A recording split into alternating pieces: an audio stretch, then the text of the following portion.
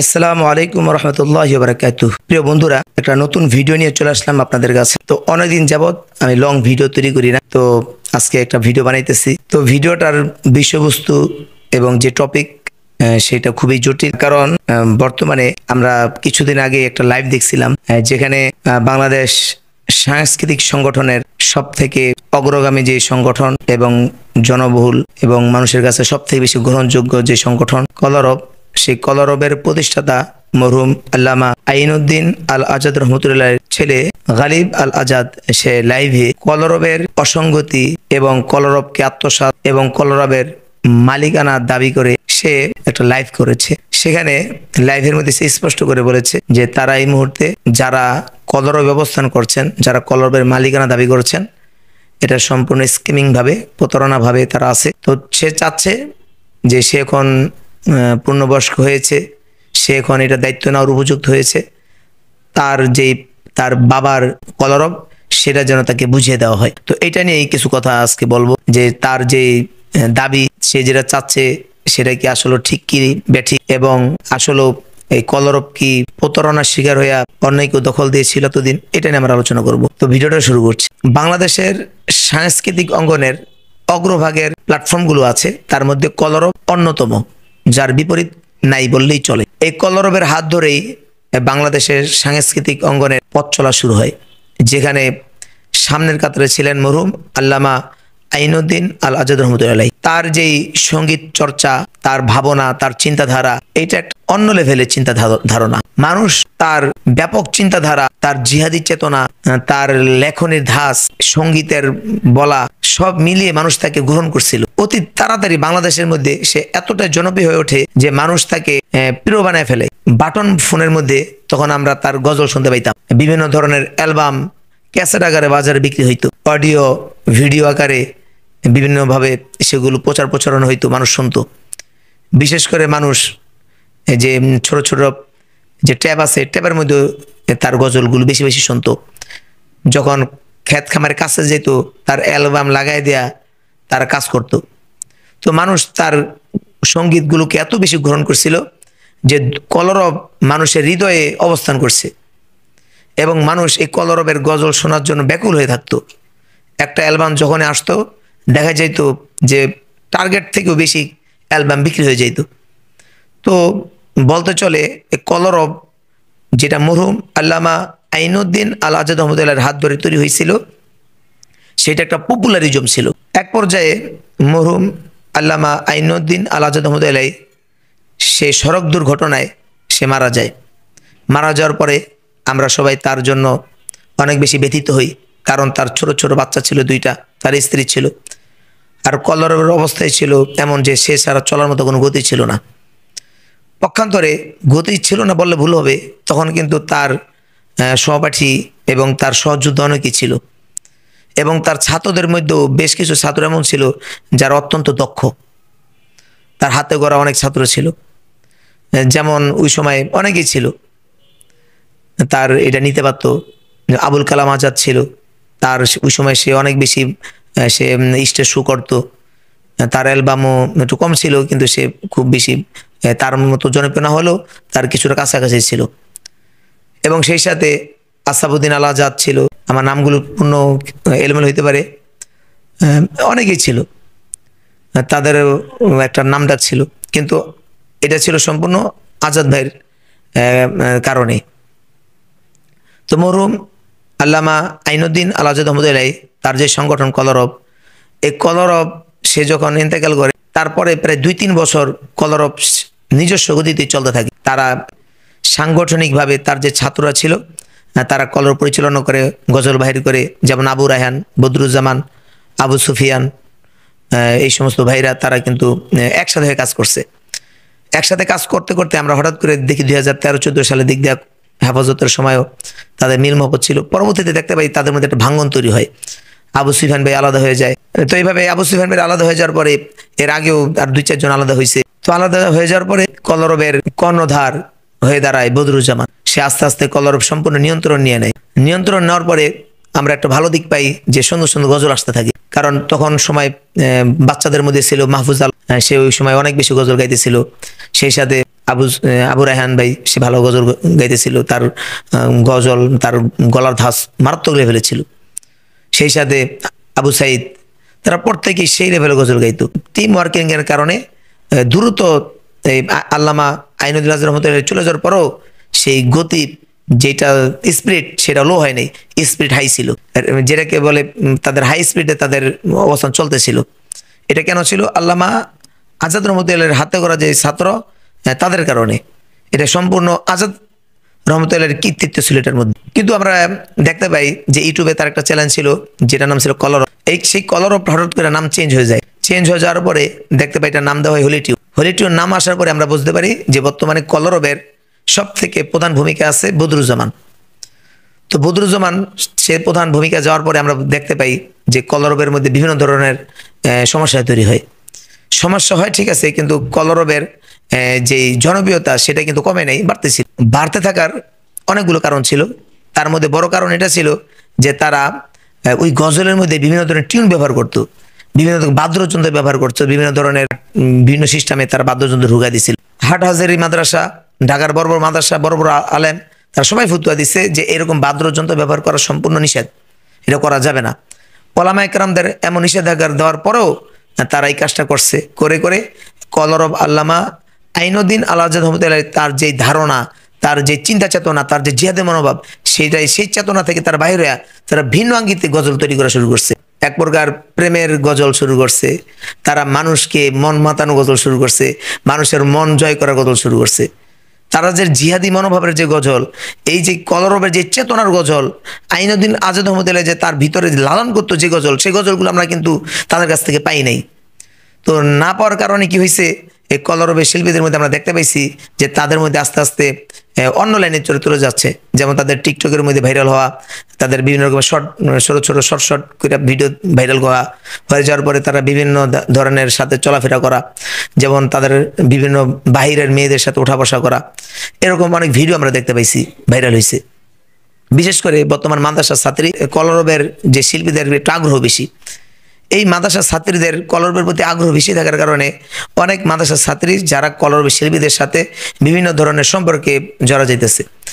আমি আমার নিজের স্বচক্ষে দেখছি এবং আমি নিজে স্বসাক্ষী যে আমাদের এক ভাই, তাকে আমরা বিবাহ দিয়েছি, তার স্ত্রী সে নিজে কলরব এক শিল্পীর সাথে, আমি যদি তার নাম বলি তার ইজ্জত সম্মান চলে যাবে, সে তো গেছে, যাওয়ার গেছে, এখন আমি আর দ্বিতীয় করে তার নাম বলতে চাচ্ছি না। যদি এমন করে ক্রাইসিস হয় যে আমি এই কথা বলার পরে যে আপনারা জানতে চাচ্ছেন তার নামটা কি, আমি নাম বলতে পারবো।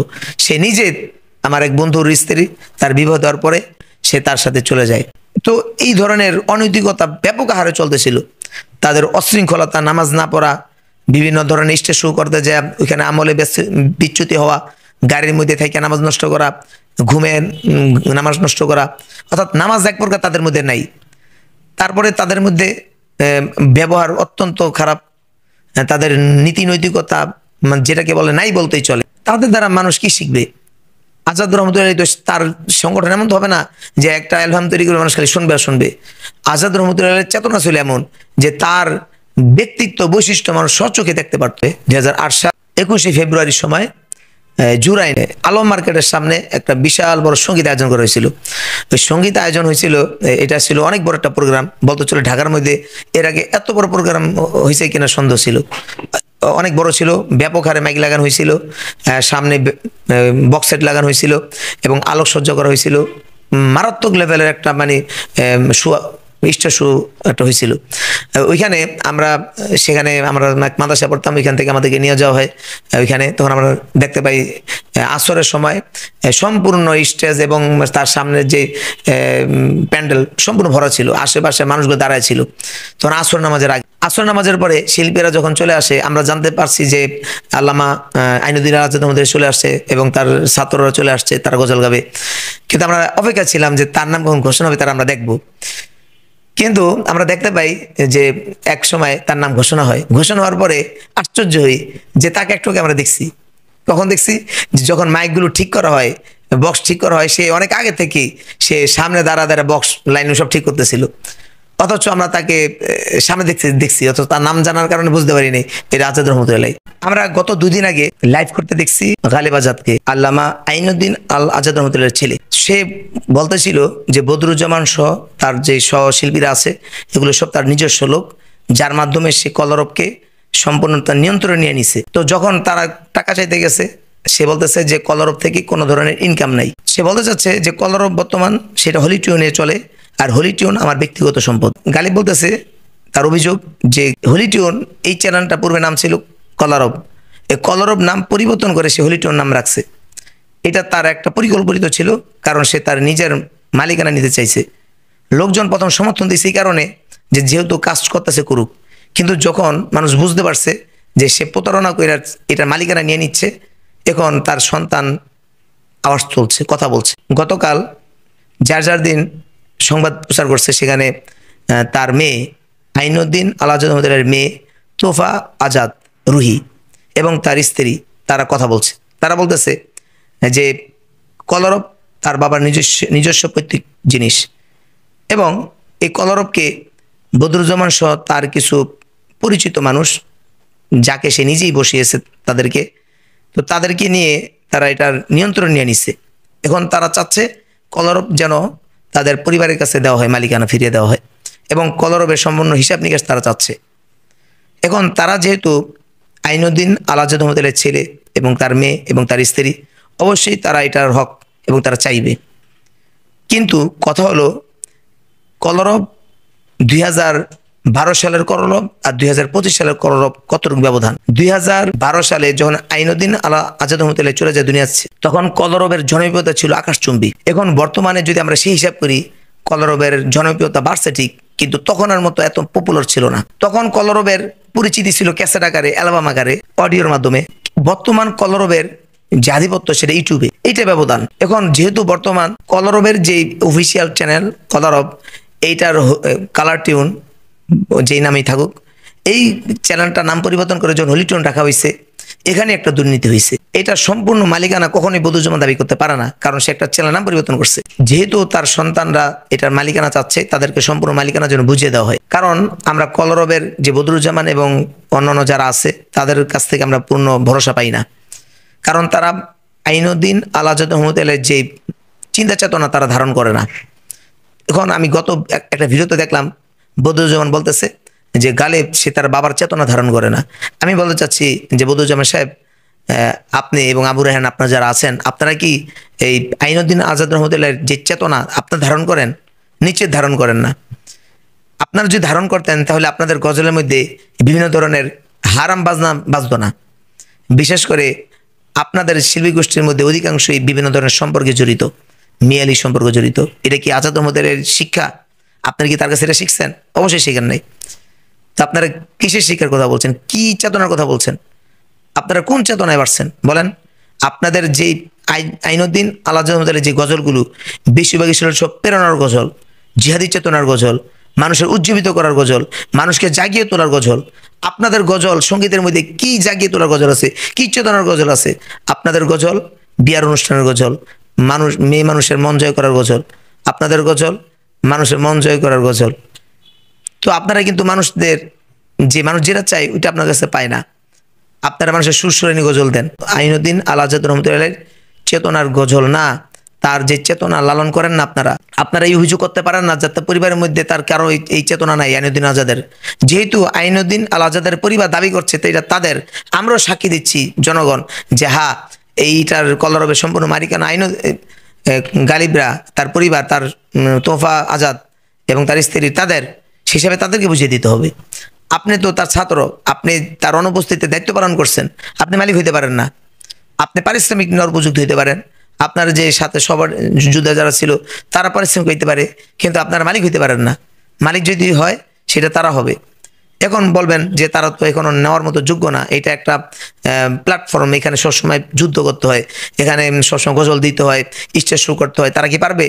তারা পারবে না। আপনারা তাদেরকে সাপোর্ট দিবেন, তারা মালিক পক্ষ হয়ে থাকবে, আপনারা তাদের সম্পূর্ণ কাজ করবেন। আপনাদের কি এইখান থেকে রুটি রোজগার পান নাই? আপনাদের কি পপুলারিটি বাড়ে নাই? জনগণ কি আপনাদেরকে চিনে নাই? বলেন 8-9 সালে 2012 সালে আপনাদের অবস্থান কোথায় ছিল? কয়জন মানুষ আমাদেরকে চিনতো?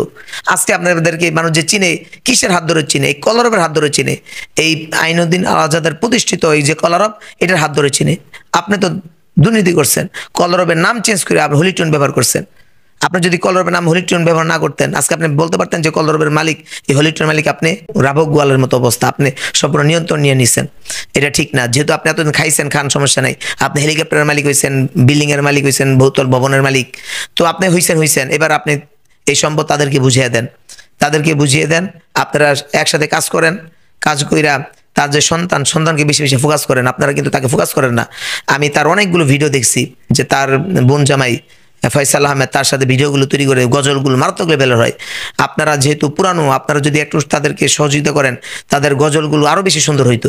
কিন্তু আপনারা, আমি জানি না আপনাদের এটা আছে কিনা, আপনারা তাদেরকে ভালো আলেমের ভূমিকা রাখেন। আজাদ রহমতুল্লাহের একটা কলিজা, তার একটা রক্ত পুরে রয়েছে এখানে। আপনারা তাদেরকে সহানুভূতি দেয়া রাখেন এবং তাদের মালিকানা তাদেরকে বুঝিয়ে দেন, বুঝিয়ে দিয়ে চলে যান না। আপনারা তাদের সাথে থাকেন, কলরবকে এগিয়ে নেন। কারণ কলরবের মাধ্যমে কিন্তু আপনার আজকে এই অবস্থা, মানুষের পপুলারিটি, মানুষ আপনাকে চিনে, গাড়ি বাড়ি সবকিছু কলরবের মাধ্যমে। তো আজকে আপনি তাদেরকে ধোকা দিয়েন না, আজাদ রহমতুল্লাহকে ধোকা দিয়েন না। তো এই ভিডিওটা সবাই বেশি বেশি শেয়ার করেন। তো আমরা এখন যেটা চাই সেটা হলো আজাদ রহমতুল্লাহ যে সম্পদ, তার পরিবারের কাছে সেটা ফিরিয়ে দেওয়া হোক।